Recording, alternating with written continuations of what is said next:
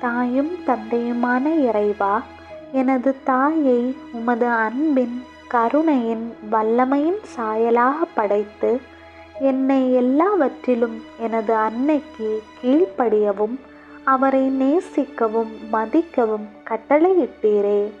உமது அருளால் நான் எப்பொழுதும் எனது தாயை நேசிக்கவும் மதிக்கவும் அவருடைய அன்பிற்கும் பராமரிப்பிற்கும் மகிழ்வுடன் கீழ்ப்படிந்து எப்பொழுதும் அவருடைய விருப்பத்திற்கு இணங்கி நடக்கவும் எப்பொழுதும் அவருடைய நலனை கருத்தில் கொள்ளவும் எனக்கு வரமளித்தருளும்.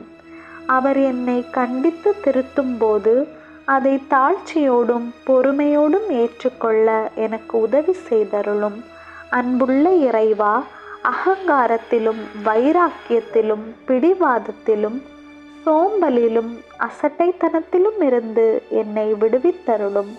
நான் படிக்கும்போது ஆர்வமுடையவளாக, எனது அன்றாட வேலைகளில் சுறுசுறுப்பு உள்ளவளாக, எனது சோதனை வேளைகளில் பொறுமை காப்பவளாக இருக்க செய்தருளும்.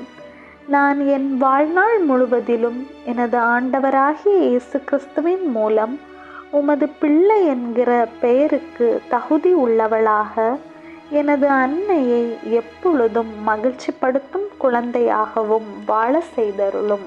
ஆமேன்.